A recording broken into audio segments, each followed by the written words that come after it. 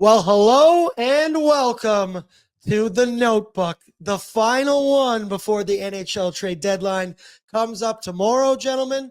I'm joined by Zach Laing and Coombsy. Coombsy, you dressed up for the day today. Yeah, I got really excited. All the trades were already happened. And I was like, I'm just going to do my own trade deadline on Thursday. Hey, that's fair. It honestly feels like the deadline has already come, as there has been a number of trades in the NHL in the last 24 to 36 hours.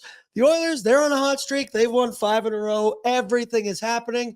But gentlemen, let's get right into it. The Oilers, they did the one-stop shop that we talked about here on the Notebook, filled multiple holes as they picked up Adam Henrique and Sam Carrick from the Anaheim Ducks. Instant analysis, Zachary, how do you feel about the trade and what they gave up? No roster players going out.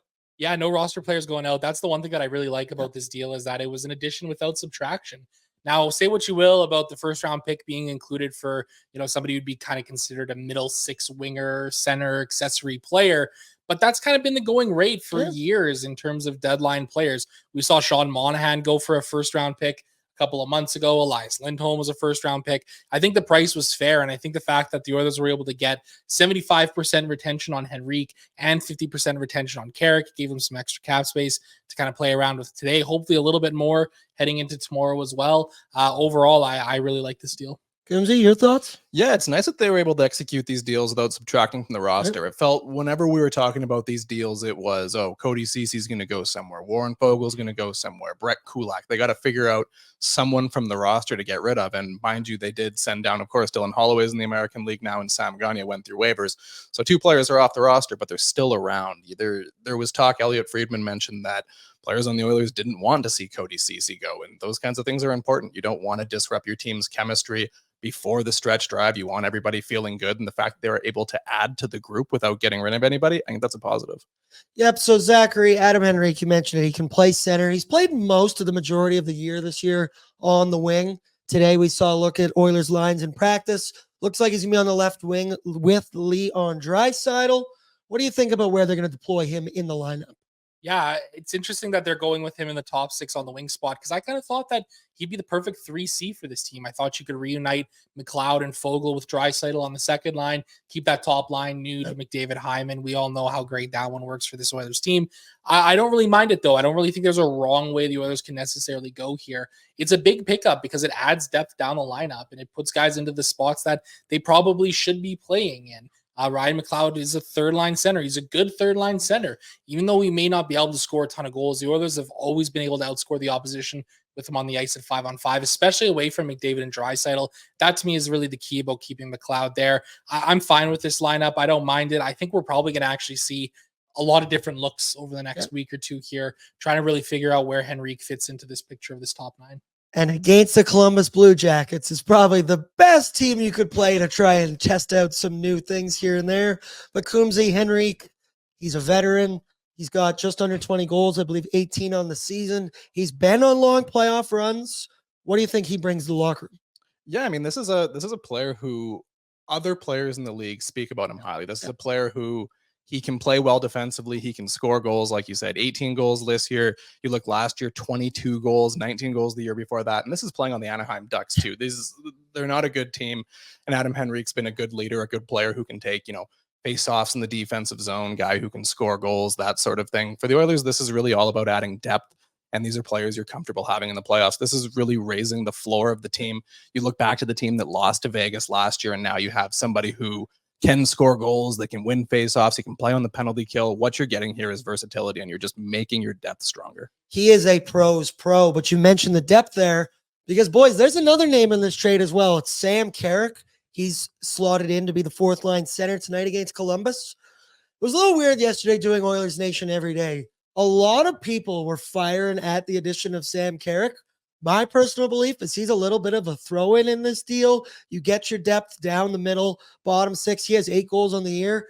what is that? The most goals in our fourth line for sure. Instantly being added to this team. Zach, what do you think about Sam Carrick? I'm pretty tepid on it, honestly. I mean, it's an extra body, and I don't think that's a bad thing to pick up here as a fourth liner, 12th, 13th forward sort of a thing. I think he's going to be just fine. I mean, if you look at his underlying numbers and all that kind of stuff, there's nothing that jumps out particularly good here. He would be considered a fourth liner or a replacement level player. But again, as you mentioned, he's got 8 goals on the season. That's something that the Oilers' fourth line really hasn't been able to do a lot of. Connor Brown, of course, he's got 0 goals. He's healthy scratched here Thursday night against Columbus. Going to be curious to see what happens there. If he continues to kind of find his way out of the lineup, maybe he lands on waivers. That's a whole other story there.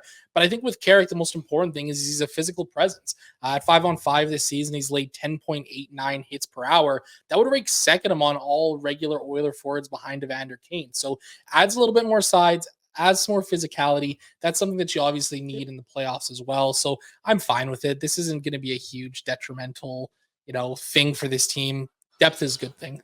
And once again, you didn't subtract. You just added. That's another warm body in your lineup. Coombsy, what do you think of the pickup? Yeah, I mean, you don't have to sit here and be excited about adding a fourth line center, but there's also nothing wrong with adding a fourth line center. I mean, Sam Carrick, he's had to grind his way up through his career. He was drafted by the Toronto Maple Leafs, only played 19 games there over the course of a few years. Joined the Anaheim Ducks organization, became a favorite of Dallas Eakins, who was also his coach when he was in the Maple Leafs organization with the Marlies, goes over to Anaheim and with the San Diego Gulls becomes a really key player there. He was their captain, and then a few years ago, he works his way up to the NHL level. And I mean, for the Oilers, you have Derek Ryan sometime playing this position, Matthias Janmark, both those guys are probably better on the wings. So, I mean, adding a fourth line center, sometimes that's what you have to do. It's not a sexy addition, but again, same point I just made. This is adding to the depth. This is raising the floor. And there's another not super sexy addition that the Oilers made, just over an hour ago, as the Oilers did acquire Troy Stecher from the Arizona Coyotes. The Oilers traded a 2027 fourth-round pick. Coombsy, I laugh because you joked that's a 15-year-old in math class right now. Yes, it is. They are young. Boys, what do you think of the move, Zach? I'll ask you first. We just had David Quadrelli on Oilers Nation every day to talk about the addition. He used to play for the Canucks. He said while he's undersized, this guy plays with a ton of effort, used to play in the top 4. What do you think of the pickup? I love this pickup. Yeah. I think this is an absolute slam dunk for the Oilers. It's not often that you can sit there and say picking up like a 6-7 defenseman is like a slam dunk win. But for the Oilers, they're trading away a 4th-round pick in 2027. That's so far into the future. It's not even a thought. And the truth of the matter is that Troy Stecher is somebody who probably should be a regular NHL defenseman playing on a second pairing for a team. He's just a little bit on the smaller size. Yeah. This is a guy who is excellent in his defensive zone. He's excellent in the transition game. And the thing about Stecher is that basically in every stop that he's made in his NHL career, he's been brought in to be like this third pairing, 7th defenseman kind of a guy, but he always ends up playing up the lineup at some point in the season, and he always shows really, really well. There's a reason that Troy Stecher has been traded 3 consecutive trade deadlines here, and it's because he's a guy who is very valued around the league, and that's evident by the Oilers picking him up here. So I think this is a great way for the Oilers to fill out their depth on their defense here, and they're getting somebody who could actually make a positive impact. It's not like they're going out and trading a 3rd and a 5th for Joel Edmondson or Ilya Lyubushkin like the Maple Leafs are doing here, right? Stecher's a guy who can come in, he can play, provide quality minutes if the Oilers need him to, and that's a great pickup in my mind. And he comes with a 7th-round pick as well. I love that about Ken Holland, that he's always like, no, I'm not doing it. You got to throw in a 7th. My scouts work hard. They need someone to be able to select. What do you think about? They didn't give up a lot, and they got a depth D-man and a 7th-round pick. You got to like it. Thankfully, they got that 2nd-round pick, man. For the sake of content, wow, that's something that we can talk about. We can speculate who they're going to use that pick on. They did for us. They're doing it for us. That's what it's all about. But adding a 7th defenseman to the mix is an important thing for the Oilers because as of right now, I guess that's Philip Broberg's spot, but he's playing in the American League. So they've been kind of rolling along there with a 6-man D unit for most of the season, and it's the same 6 guys playing. Your third pairing, Brett Kulak, Vinny Desharnais, especially Vinny, he takes a difficult run in front of the net, lots of blocking shots, lots of slashing. It's hard to do that game in, game out. So you like ideally to have kind of a rotation for your bottom pairing so that, same guys aren't getting injured right before your playoff run. It's a good thing for the Oilers now to have 7 defensemen. It was definitely a hard thing for that unit to grind through the whole year without having someone that could spell in there for the third pair. He just gives you the depth along that right side. It makes you feel a lot more comfortable going into the playoffs. Sure, Philip Broberg. What other names? Ben Gleason probably would have been the other one. Marcus That would have been the other Niemelainen. one. Yeah, if Nemo Marcus Laine. Niemelainen played in the playoffs, I was gonna lose it. But hopefully, we're not gonna live in that world. Another one here, boys. That's a little bit of a juicy nugget, and we've talked about this quite a bit on this show. Jordan Eberly. The name is back out in the rumor mill. Frank Saravalli saying the Oilers are keeping tabs on him leading up to the deadline. He said, and I quote, Seattle and Eberly are working on an extension, but it sounds like the term is the hang-up. If Seattle doesn't have Eberly signed, he will be moved before Friday's deadline. He mentioned to us the Oilers have been making calls on him. Zachary, do you think the Oilers are done with trades, or could Eberly be the final piece of the pie? Well, there's been some reports here as of late Thursday morning, early Thursday afternoon, that this might be it for the Oilers after the Troy Stecher deal. And as far as I'm concerned, they still have $1 million in cap space, and they should be spending every penny that they have on bringing in assets, whether it's, Jordan Eberly to play in the middle six or another depth player somewhere along the League way. minimum. Give me I think the Oilers need to be going all in here. We're seeing an arms race here in the Western Conference right now. Vegas is loading up. Colorado is loading up. Dallas has made a move, picking up Chris Tanev the other week. Other teams are going to be continuing to do so as well here. And I think Jordan Eberly would be a great addition to this team. I still think so. He's a strong play driver. Everybody needs to forget everything that happened with Jordan Eberly's first stint in Edmonton, because he's proven to be a playoff performer in the last number of years. What's interesting about the whole contract extension thing is that it sounds like the Kraken want to do 2 years and Eberly's looking for that third year, a little extra term. Maybe that's enough of a hang up here where, Jordan Eberly forces his hands because he's got a modified no trade clause and says, hey, I want to go to the Oilers. And maybe the Oilers are able to find a way to kind of get him a little bit cheaper than another team might be able to in the market. It's been a very weird point of contention in the chat and online with Jordan Eberly, because as you mentioned, I feel there's a lot of fans that are still living in the past of the old playoff performances. Chiarelli kind of made him a scapegoat, in my opinion, at least. And now we've seen what he's done with the Seattle Kraken, with the New York Islanders. Coombsy, Edmonton's got to be on that no trade list, right? We have to be one of the teams you'd want to go to, right? You'd think so, right? I mean, I wouldn't say he left on bad terms per se. Getting traded after that playoff run, after that season, it was an unfortunate way to go out, but it wasn't like, I wouldn't say that anybody kicked him. Did we burn any bridges? No, I don't think. I mean, I think most of the fan base, even if they're tepid about this right now, go back and look at his numbers. There's 2 deep playoff runs with the Islanders. There's last year with Seattle, 6 goals, 11 points in 14 games in the playoffs. Think back all the way when he was a prospect with the Oilers. He had all those clutch goals in the World Juniors. Yeah, it's just the World Juniors, but we all thought back then, hey, Jordan Eberly's got the clutch gene. So why not give him another run with the Oilers? Let him redeem himself for 2016-17 and score a clutch goal, score an overtime goal. It seems destined to do so here. He does have the clutch gene. And I'm not going to lie to you, boys, I didn't even roll out of my bed today yet.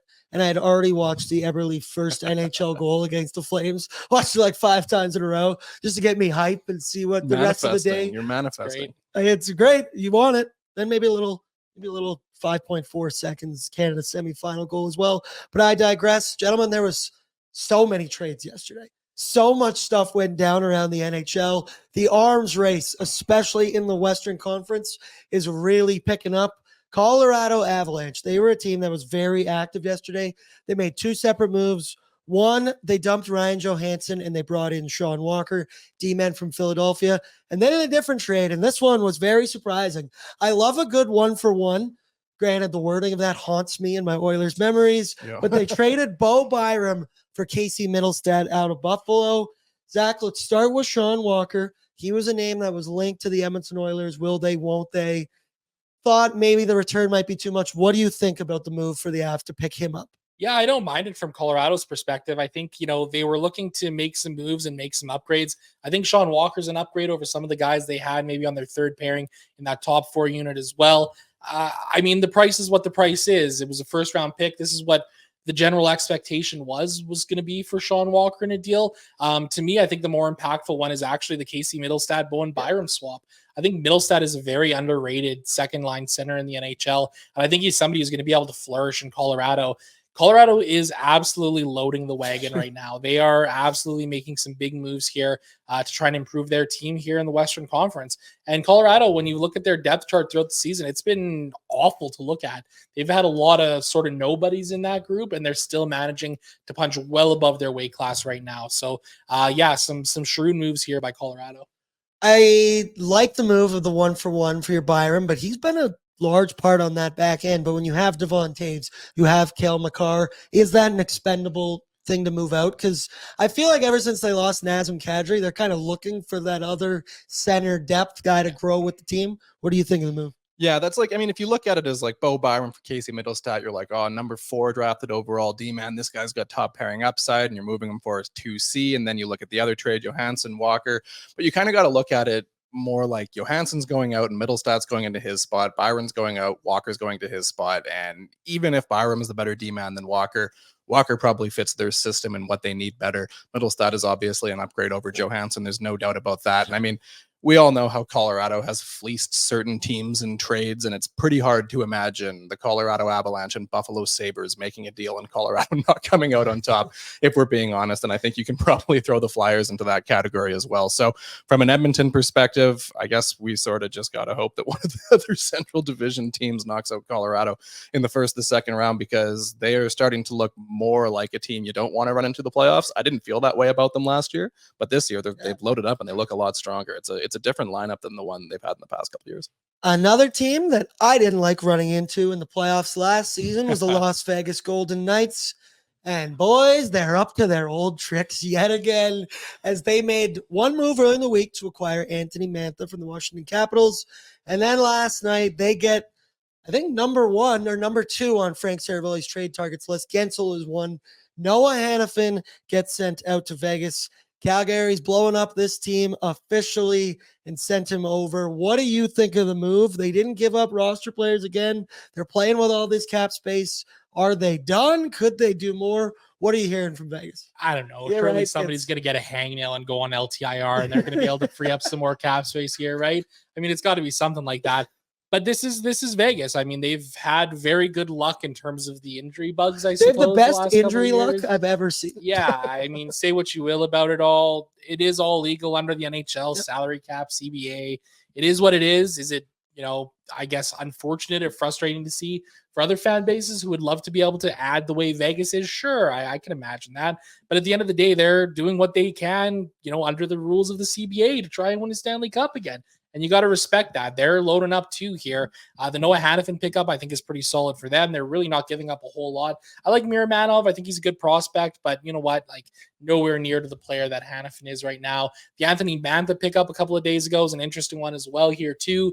Lord knows over the next 24 hours, the Golden Knights are still going to be busy because they've got some really weird, conditional wording with that first round draft pick where it can slide back a couple of years if they trade their 2024 first again. Now it's really kind of confusing, but it's fascinating to see and signals that Vegas doesn't feel like they're anywhere close to being done right now. You mentioned it there with the first round pick. So if they deal this year's or next year's, then this pick moves down the line to 2025 or 26. Then the third round pick that the Flames are acquiring could turn into a second rounder if they win a playoff series. The Vegas Knights, that is. A lot of asterisks all over this trade board I've got right here. Coombsy, what do you think about adding Hannafin to the defending Stanley Cup champs? Yeah, I mean, there's not much you can say. I mean, I don't think anybody was coming into this thinking getting through the Western Conference playoffs was going to be easy. Just got finished talking about Colorado. They got better. They look like they're better than they were last year. Vegas, they've added 2 players. Their blue line's even stronger than it was last year. That's a huge addition for them. But for Edmonton, for Ken Holland, I guess there's still cap room to make some moves. And if you see everybody else around you, Colorado and Vegas, probably the 2 biggest threats in the Western Conference, improving, then it should be a little motivator for you to go out tomorrow then and maybe find that extra move. Is it Jordan Eberly? I don't know who it is, but another piece to potentially put you over the top. Just look for a deal, try and get creative, because this is a damn arms race. It's an arms race. You set me up right there. Okay, I just want to do a quick little speed round here before we close things out. And your thoughts on some of the deals that went through yesterday. Zach, you mentioned it there. Joel Edmondson to the Leafs for a 3rd rounder and a 5th rounder. Am I crazy to think that that's crazy? No, it is crazy. It's hilarious. It's the Maple Leafs dying on the hill of picking up 7-8 defensemen. I don't understand why, but you know what? So be it, I guess. If they want to go spend some assets on, Edmondson and Labushkin the way that they have, sure, by all means, go ahead. But it's not a great trade for the Leafs. I don't really understand how it makes them better. Edmonton's a fine, seventh defenseman, but they've got like 4 or 5 seventh defensemen on their team already. So don't really see the need for that one, but c'est la vie, so they say. Yeah, exactly. Then there's a bunch of big names still left on the trade targets list. Tyler Toffoli, Pavel Buchnevich. Doesn't look like he's coming to Edmonton now. I'm sorry, Zachary. Poured one out. Let's talk about the top name, though, Jake Guentzel, because there's been some weird rumors about the Vancouver Canucks and Elias Lindholm, who they just acquired, looking to ship him out. I've read possibilities of a 3-team trade with Boston, where Jake DeBrusk goes to Pittsburgh, and all kinds of things are moving. Where do you boys think Jake Guentzel is going to end up? Coombsy, you go first. I can see why Vancouver would want to pull the trigger on such a deal. I don't think Lindholm's been a spectacular fit in Vancouver, but that's also what we were talking about before. That's kind of the risk of making these deadline moves is, you don't know how a guy's going to fit. And then Vancouver went and got Lindholm way before anybody else. They made that deal in late January. So it gives them the runway to see, does this guy fit or not? And it's been a month and a bit. And if they don't like it, then go ahead and make a different move. That happened with Thomas Vanek years ago. I think it was Montreal got him or the Islanders got him, and he wound up getting traded 2 times during the season. These things do happen, and the Canucks, it looks like they're kind of falling behind here a little bit. They had a 4-game losing streak in February. They've just won 2 in a row, but they lost 2 in a row before that. They're not playing as well as they were earlier in the season, so maybe a move to get things going would be the right one. But also Jake Guentzel's on the LTIR, so it's not someone who's going to immediately jump into your lineup and fire everybody up. This is we got you and we're waiting. So kind of a difficult one to play if you're the Canucks. It's kind of the same thing where if Guentzel comes and joins the team, what if he's a little bit rusty and he doesn't mesh with the squad? Is the devil you know better than the devil you don't know? Where do you think Jake Guentzel is going to end up, Zach? Well, I predicted a couple of days ago that the Colorado Avalanche were going to pick up Jake Guentzel. I could still see that being the case. However, one team that I think maybe is snuck into the conversation here is the Carolina Hurricanes. They're a team that has struggled to score goals for a number of years. They've consistently been one of the best teams at, driving play at 5-on-5, but they don't really have a true killer offensive sniper on their team. I had thought Mantha would be a great fit for the Hurricanes, but I could very much see Guentzel landing there and a bit of a surprise one. I don't think a whole lot of people were expecting Carolina to be in on a guy like Jake Guentzel here. I'm also going with Carolina Hurricanes. It just makes way too much sense. They need some of that firepower. I do like the idea for the Vancouver Canucks of putting Jake Guentzel on Elias Pettersson's wing. Be fun. That's a dynamic duo. Those guys can put pucks in the net. But gentlemen, that'll do it for us today, as we are less than 24 hours away from the NHL trade deadline. Shameless plug time. Be sure to tune in to the Daily Face-Off YouTube channel tomorrow, as we've got our trade deadline special going from 9 a.m. Mountain Standard Time all the way till after the 1 p.m. deadline, probably end around 1:30, 2 o'clock as the late trades roll in. Talia Remchuk will be hosting Frank Saravalli up on his little insider cam. You get to watch and see what it's actually like to break trades. It's always fun because he just mutes himself and then he just unmutes himself and goes, hey, just interrupts you and just bring him back in, and he goes full screen and Frank goes off. So boys, this has been very fun doing this with you guys for the last couple of weeks, getting the people primed up. Got to know about their rumors, got to know about their storylines heading into the deadline. Tomorrow's going to be a big day. I appreciate you guys doing this. I appreciate everybody who watched. Be sure to like the video. Make sure you subscribe to the ON YouTube. And tune in tomorrow, Daily Face-Off at 9 a.m. Mountain Standard Time. We'll see you then.